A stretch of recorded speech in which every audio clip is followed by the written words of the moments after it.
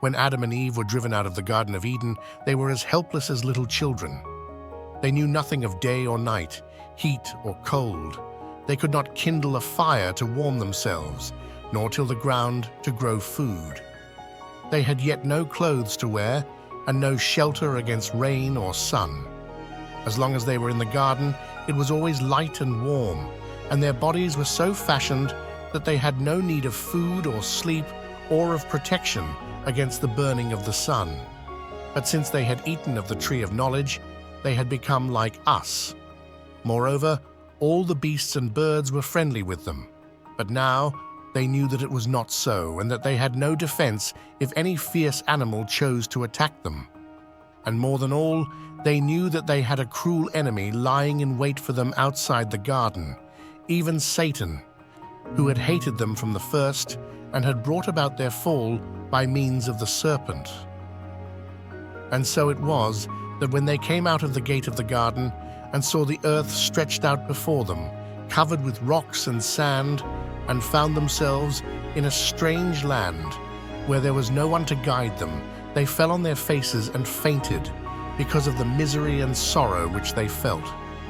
But God looked upon them and sent his word to raise them up and comfort them, and showed them a place not very far from the garden where there was a cave, and told them that they were to live there.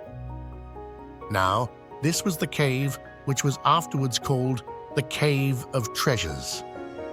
When first they entered the cave, they did nothing but weep and lament, not only because they had lost the garden, but also because for the first time the sky was hidden from them by the roof of the cave. For as yet they had never been in any place where they could not see it.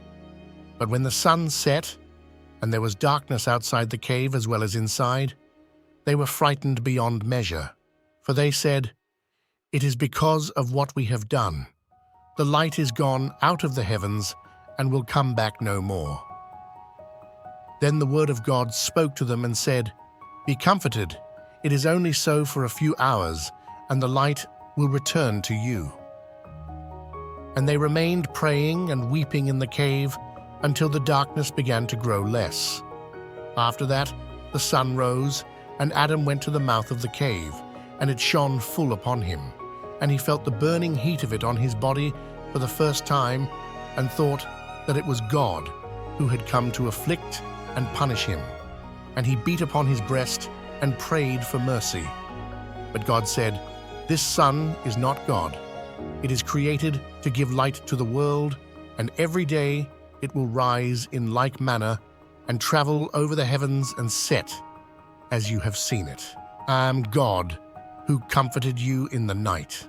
Then Adam and Eve took courage and came out of the cave, and thought they would go towards the garden. And when they came near to the gate by which they had been driven out of it, they met the serpent. Now before it tempted Eve and became accursed, the serpent had been the most beautiful of all the creatures. Its head was of all the colors of the most beautiful jewels. It had eyes like emeralds and a melodious voice. It had slender and graceful legs, and it fed on perfumed flowers and delicious fruits. Now it was loathsome to look upon. It wriggled on its belly in the dust, and all creatures spurned and hated it.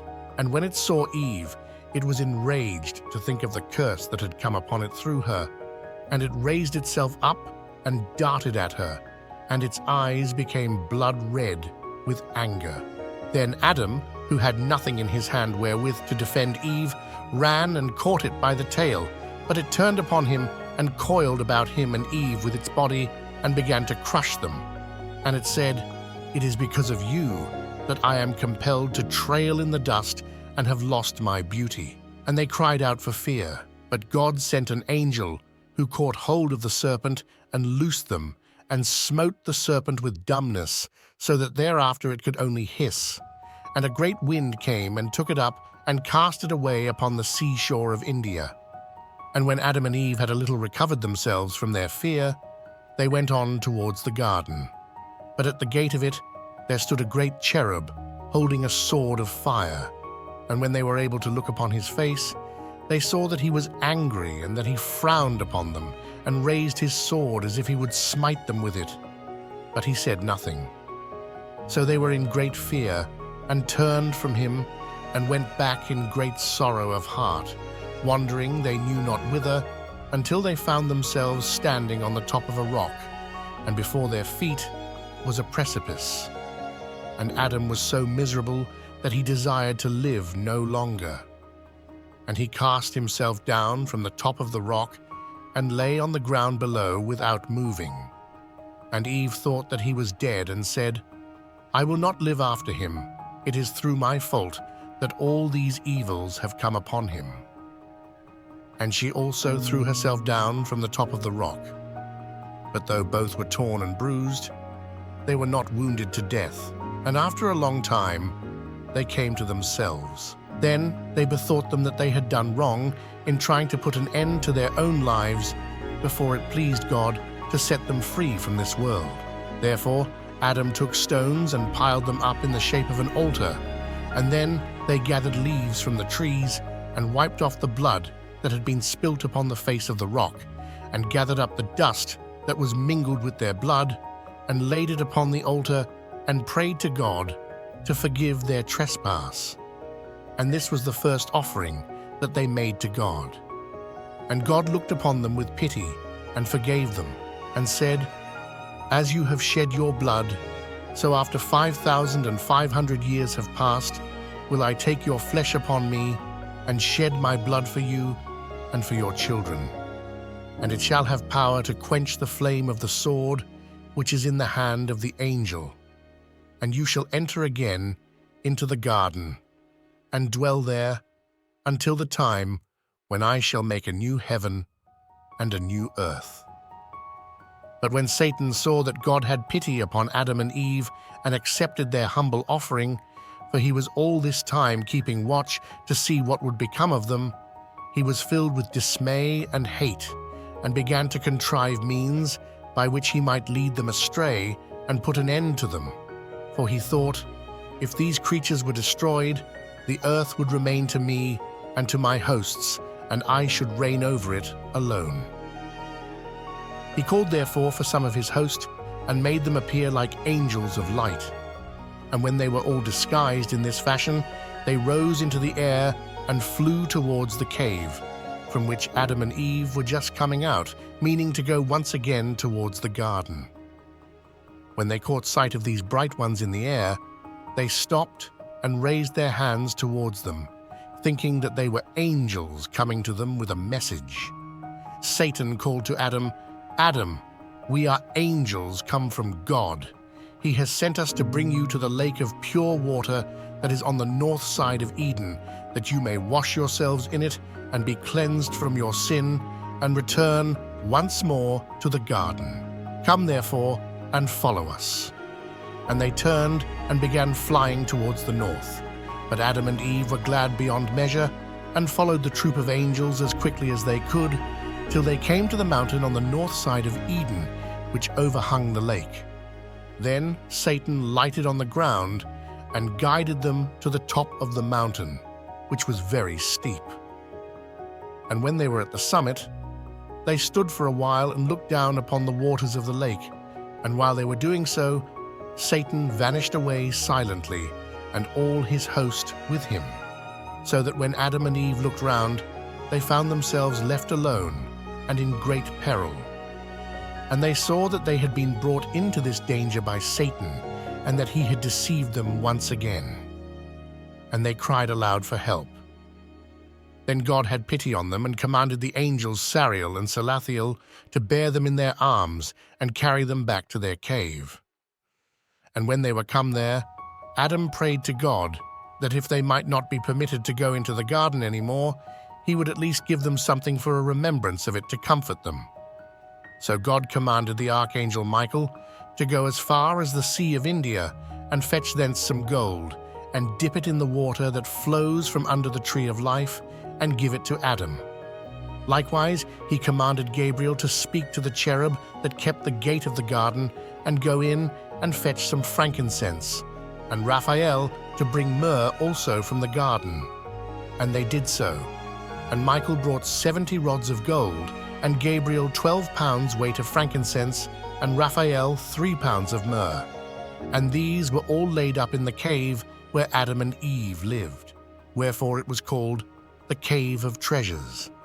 And when the appointed time was fulfilled, and the Word took upon him the flesh of the sons of Adam, 3 kings came from the east to do him honor, and offered to him that same gold and frankincense and myrrh, which had come down to them through many generations.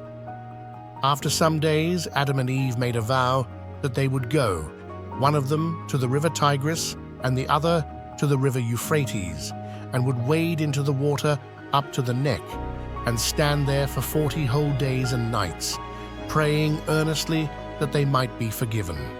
For even yet they went on hoping that if they accomplished some great act of repentance, they might be permitted to return into Eden. They separated, therefore, and stood in the water of the river, fasting and praying. But Satan suspected that they had made such a vow, and it frightened him, for he did not feel sure that God would not change his purpose and forgive them. And he said to himself, "I will take care that they shall not keep their vow." Accordingly, on the 35th day, as Eve stood praying in the water, she heard a voice as of an angel praising God. And she looked and saw one in bright raiment coming to her. And he called to her and said, "God has forgiven Adam. All is well. I have just now brought the good tidings to Adam, and he bade me come and tell you. And lest you should doubt of the truth, he said, remind her of the sign which was given to us in the cave, how the angels brought the gold and laid it on the south side, and the incense on the east, and the myrrh on the west." Then Eve was sure that the messenger spoke true, and she rejoiced greatly, and came, as well as she could, out of the water and followed him. But when they came in sight of the river Euphrates, she saw Adam still standing in the water praying, and she knew that she had been deceived. And at that moment Satan vanished away, and Eve fell upon the ground, for she was stiff with the cold and weak with fasting. As for Adam, when he saw her, he cried out and smote upon his breast, and sank down into the water, and would have perished, but that God sent his angel and drew him up out of the water. And he showed Adam that he could not by these means gain admittance to the garden before the time appointed was fulfilled. After these things, God showed Adam and Eve the things that were necessary for their life. For yet they had eaten nothing since they came out of the garden, because the food which they had when they were there was heavenly food, and it sustained them through all these many days. Neither had they any clothes. Therefore God told them to go to the seashore, and there they should find the skins of some sheep whose flesh had been devoured by lions, and these skins they should take and make them into raiment. But Satan heard the words of God, and immediately went to the place where the skins were, with intent to throw them into the sea or burn them with fire. Only, just as he was about to seize them, God spoke a word, and Satan was bound there immovable in his own hideous form. And when Adam and Eve came to the place, they saw him crouching beside the skins, and they were afraid at the horrible look of him. Then the word came to them, saying, "This is he who promised to make you as gods. What have you gained, think you, by hearkening to his words?"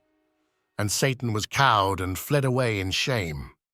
Adam and Eve therefore took the sheepskins, and there came an angel who showed them how to sew them together with palm thorns and sinews, and they made them into raiment.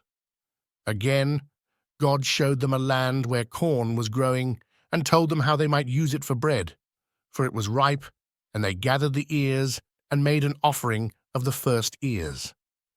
And Satan came and burnt part of the corn, but the angels drove him away. Many other times also did Satan try to destroy Adam and Eve, coming to them disguised as an angel and enticing them into the wilderness.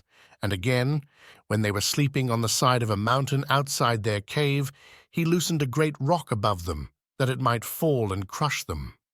But the angels of God caught it and fixed it like a roof over the heads of Adam and Eve, and when they awoke, they were astonished.